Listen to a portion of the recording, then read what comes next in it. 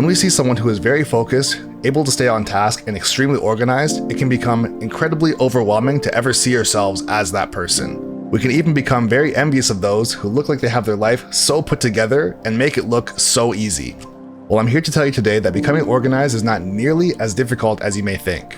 I have 3 major points for you that we're going to go over to show you that becoming organized is actually quite simple and actually very easy to follow.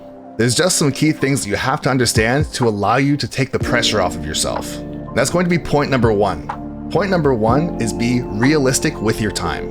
So what we have to recognize is that there is time in our day that is someone else's and time in our day that is truly ours. Once I understood this is what allowed me to redefine what it meant to be organized. An example of time that is someone else's would be going to work or going to school. These are things in our day that cannot be avoided and cannot be shifted. And time that is truly ours is the time before those commitments and after those commitments. These are the uninterrupted hours of our day where we can genuinely get things done. And within that allotted time, we have to recognize and prioritize the most important things to us all the way down to the least important things. And so with regards to my day, I like to imagine that I have a glass container that I can fill up with whatever objects I'd like every single day. And within that container, I have the option to put in large stones, small stones, and sand. Large stones would be things such as going to the gym or working on my channel. Small stones would be things such as cooking meals, showering, or cleaning up after myself. And then sand would be anything that is considered leisure or just for fun. Playing video games, watching TV, hanging out, anything like that. And so what happens for many of us is we spend the majority of our time filling up our container with sand. We will continue to fill and fill and fill, and by the time that we think about putting in a large or even a small stone, there's absolutely no chance it's going to fit in which case we push it to the next day when we have a brand new container. But one thing that I've learned is that if you fill up your container with your large stones and your small stones first, you'll notice that there are cracks in between the stones, in which case you can always fill it up with sand.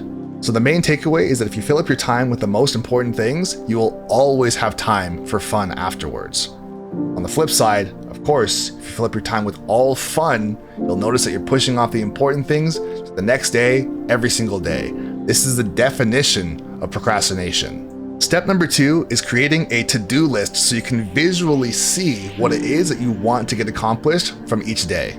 I hear a lot of people talk about this, and in my opinion, I'll say that I'm not a huge fan of making a to-do list every single day, because the process can be incredibly overwhelming and you'll spend the majority of your time not accomplishing your goals because instead you're writing out what your goals should be. What I've done, which has been incredibly effective, is once I've written out my goals once, I've gone out of my way to try to internalize them so I just know what I have to get done every single day. The last thing you want to have happen is getting paralyzed by the process. You want to be organized so you can perform. The performance is not showing off how organized you are. And last and most importantly is decluttering your space, because a cluttered space is a cluttered mind.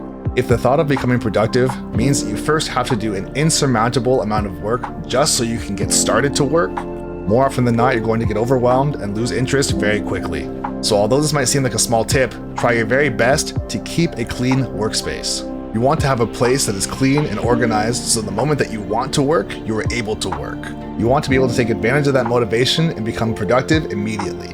This is something that I do every single day, that the moment that I sit down, I know where everything is, I'm entirely organized because I've kept my space clean and I'm able to get to work. And as a bonus, I've decided to add one more tip, and that is to set realistic deadlines for yourself. One of the main reasons why many people struggle to reach their goals is not even because they are not organized, but instead it's because they put an insane amount of stress on themselves to reach deadlines that are way too strict.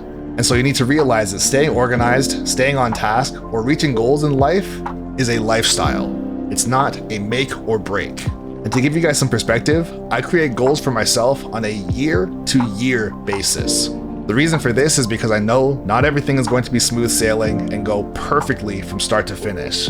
So when I do have an off day, or things do go terribly, or things are going slow, I don't feel like a failure. I just know that it's part of the process, and I understand that from the beginning point till the end point is a very large stretch of time. What really counts is making sure that you put in that time every single day and try your absolute best. And so I'll leave you with this. If you fail to plan, then you've planned to fail. The most important thing that you can do is get started.